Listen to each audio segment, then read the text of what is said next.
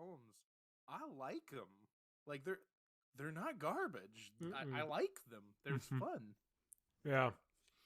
Well, unfortunately, for everyone involved, this is not a guest episode.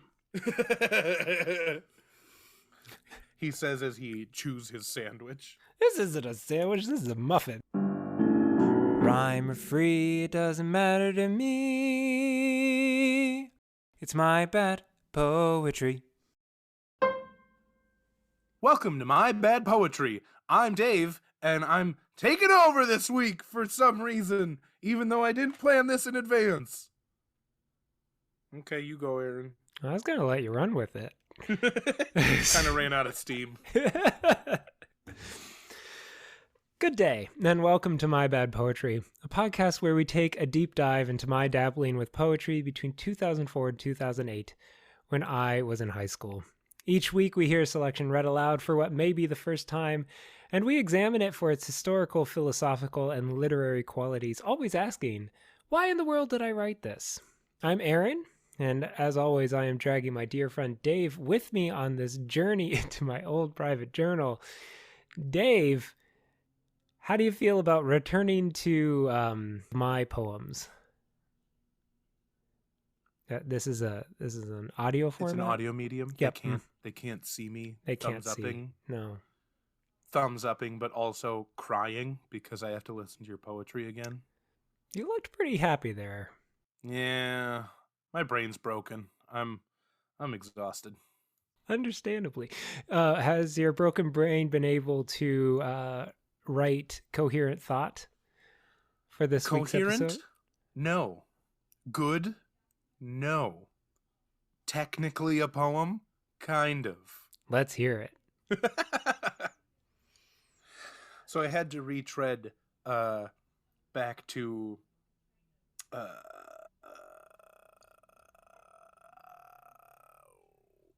syllable poem. Japanese syllable poem. Oh, Sinkane. Nope. Sinkane is I believe English. Dang. No, you're right. Dodoitsu. Nope. The more commonly known one. Oh, you're struggling to think of haiku? Wow! Yes, I'm struggling to think of haiku. Oofda. Okay, yeah, well, that's where my brain is sitting right now. This is going to be a good one. This is going to be a good one. This might be Aaron talking about his own poem as I snore in the background. Can we get Kelly back, please?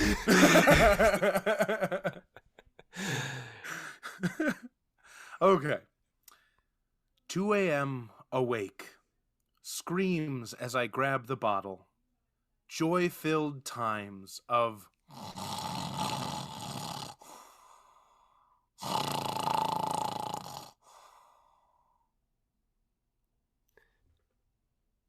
Are you counting those snores as 2 syllables each? I'm counting those snores as 1 syllable altogether. Oh, okay. So is it... Joy-filled times of... Okay. Are you annotating that with Z's? How are you... I am annotating it with Z's because there's not a good way to do that. Mm-hmm. I was going to, like, in parentheses, write Dave Pig Snores. Oh, but, sure. You know, that's one of the options. Nope. You know, I actually really liked that haiku. That was really good. It felt authentic and honest to myself. Yeah. Okay, you talk about your poem. I'm going to go and lay in the corner. The poem we have today from the Wolf Journal is Thoughts. So Thoughts in the Wolf Journal is untitled. So this is one that I titled later when typing it into the second anthology. You just needed a title? Because otherwise you'd have to bring cake to class. Cake title, yeah. I didn't want a cake title, so I titled it Thoughts, which itself is probably a cake title by Kelly's definition. But yeah, so this, we've been off for almost a month now. And if you found the podcast through our guest episode, we hope to do more of those. And I am currently reaching out to book some more poets as we speak. We'll focus on recording the podcast, Aaron. Yes, right now. Don't do it as Oh, we're speaking. That's very well, rude to I was me. gonna copy paste. I thought maybe you could just vamp for a bit. Oh, okay, yeah.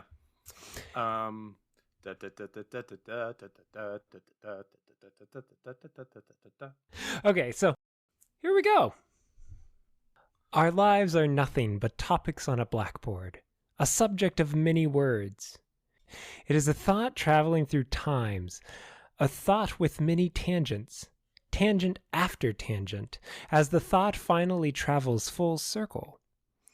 In the end, nothing is accomplished, and the thought is forgotten, lost in constant ambition of pointless goals.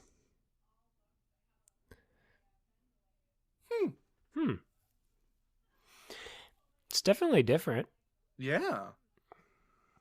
I mean, it's a little definitional, just that it starts off with our lives, and then it's talking about what those lives are comprised of, but not in the same definitional form. Sure. I'm still seeking to define something.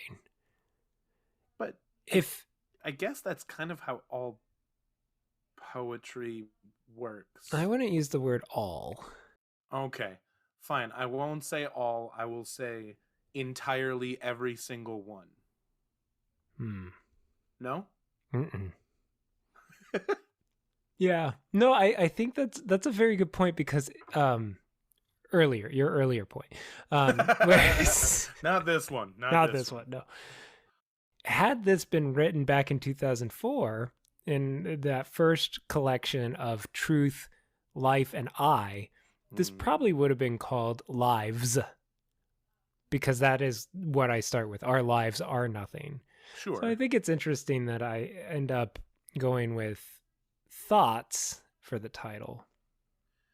So you wrote this poem and then wrote the title a while after, or a bit after at least. Yeah, when typing it up. So, which that's kind of interesting, just to see how the title would change it. Because if you titled it Lives, that doesn't really do anything for the poem, right? Like, yeah, it's just, what's this poem about? Well, it's listed in the first line, so I'll just lift the first line and put it up. But having it be thoughts kind of shifts the focus a little bit, even though you use the word thought like 3 or 4 times. Yeah. I definitely like this better than many of my other poems. That's not saying much, but I think maybe it's just the refreshing idea behind it. It's not pining after a girl. So what would you say it is about? I think this is a teenager trying to express an existential thought. I wanted you to be more specific. What I'm hearing from it is a lot about death. Not in a negative way, but just kind of like leading towards thoughts around death. Yeah. But I like the framing of it as existential. Like, who am I? What am I? Where am I going? Yeah. What is the purpose? No, I do see the contemplation around death and dying in this idea of like, where is this going? Right. The idea of like full circle and nothing is accomplished in the end. There's a sense of conclusion. It's like, what is this life all about? Well, and it's breaking from the mold of poetry that both you and I had in middle school and high school, which is kind of pop punk stuff and Christian music. So it's not really falling under either of those, because pop punk would take it in a very dark direction, and Christian music would take it in a only positive direction. But this is kind of a middling area of, you're trying to make sense of it rather than just parroting what you've heard from My Chemical Romance or Michael W. Smith. I like that perspective because you can kind of feel the two sides of my kind of cultural experience kind of clashing here, Right. of just trying to untangle these seemingly opposite worlds of emo pop punk and kind of that Christian oceans like, oh man, we're in the water, but the water's baptism, woo, praise God. I mean, like, Right. how their songs about anger and anguish always end up being just a thinly veiled praise song. Right. Yeah. I would assume that this is a time where I learned the concept of tangent within maybe math. Why would you say that? Because you use it as 3 out of 4 words. Tangents. Tangent after tangent. Maybe you should change the title from thoughts to tangential. Oh, I actually kind of like that because, yeah, tangential thoughts. But I mean, like, nowadays, I think this idea is almost within the zeitgeist, or like it's the multiverse is one way that people think about choice and tangents, is that it's just a fork off the sacred timeline, if you're using Loki imagery Loki. there. Yeah. But either way, whereas like the MCU would argue that there's a timeline that you seek out, or a result that you're striving for, Right. This doesn't seem to come to that conclusion. It's very much like whatever choice you make, Right. in the Robert Frost path of things, it's pointless. Right. And I still love that, because I still see so many people doing the whole, I took the path less traveled by, and that has made all the difference, without realizing that the whole point is, no, it's not about the path, it's about the choices that we make. It's about like our effect on our lives and what we want to do. The path doesn't matter. It's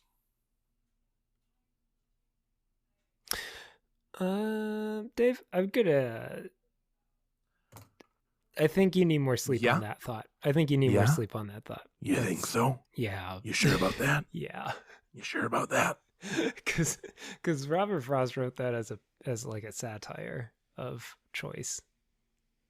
What? Yeah. See, this is what I love. I feel like I know something, and then instead of knowing something, nuh-uh. No, he hated the whole idea, and so he wrote this poem as like basically like a parody of that choice type philosophy. I seriously did not know that. I'm pretty sure that's right. But we should double check that. Poets on Twitter, tell us why both of us are somehow wrong. Yes, please tweet at us at MyBadPoetry1 about how totally off we are on Robert Frost and basically everything else we do on this show. Okay, so to bring it back to that idea of existentialist, I hear a very nihilistic tone, which surprises me, considering kind of where I thought my headspace was at, but this seems very nihilistic to me. Are you hearing that or not? Yeah, I get that. I see where you're coming from. I don't know that I would describe it as nihilistic. I would just say it's more apathetic. I'm not seeing it as negative as like pure nihilism. I'm seeing it more just as like, I'm one person on a planet of billions in a universe of however many stars there are. I'm curious when Relient K's song Apathy came out, because oh gosh, Aaron, I mean, we're talking about, that was a big influence on, I mean, that was kind of their skirt into the pop emo phase. And the Apathy EP were very quote unquote dark in that sense. I hear the nihilism in the nothing is accomplished and thoughts are forgotten and pointless goals. I guess what I'm hearing isn't nihilism, it's a fear of nihilism. Oh. Like you're not saying that nothing will be accomplished and that everything is forgotten. It's a fear of being forgotten. It's a fear of not accomplishing what needs to be accomplished or what you want to accomplish. And that's, I'm kind of getting that from the last two words, pointless goals. So like stuff getting in the way. Oh, so you're reading within that the idea that there are true goals worth pursuing, I guess. A very optimistic view from you today. I am just filled with hope, Aaron. Oh, a different way that I want to take this discussion, and I think this is I'm going to bring in Death Cab for Cutie on this, where soul meets body. Okay. I think this is a very Western view of the self. It's very much I think, therefore I am. Sure. You use the term Western, and I'm struggling with Western because I'm not sure how to fully define like Western thought. I know what you mean when you say it. Yeah, maybe Eurocentric, white male-dominated philosophers. Right. I do kind of lament that it is very untethered from the body or disattached from body. I think more recently I've been influenced by incarnational theology, and I think that has changed how I probably would approach the question of what is our lives. Incarnation being in the flesh. Yeah. For those of you who don't know. Thanks, Dave. Yeah, incarnational. I see a lot more kind of meaning in matter. Yeah. Not materialistic, but purposeful existence, I guess. I like that point, but it's also like cyclical, and the thought finally travels full circle. So I'm seeing it, I mean, I'm not going a reincarnation angle or anything, but I guess you could say kind of there's nothing new under the sun. Oh, sure. That like even my thoughts nowadays are no different than thoughts thousands of years in the past. So it's still a definition of the self through the cogito ergo sum. That's the Latin, right? Yeah. Yeah. Although, would it be cogito? I don't remember my pronunciation. I've messed myself up so much between liturgical Latin and classical Latin. I got nothing.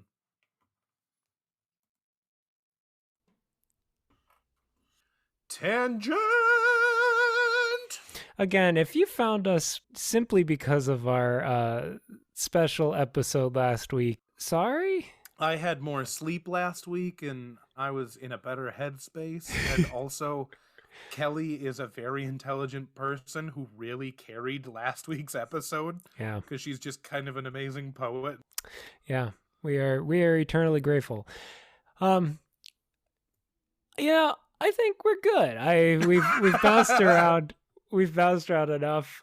This is which is kind of sad because this is such a different poem than all the other stuff, and maybe it's just throwing us off.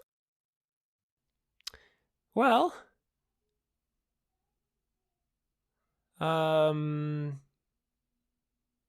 as we come to the end of this string of tangents.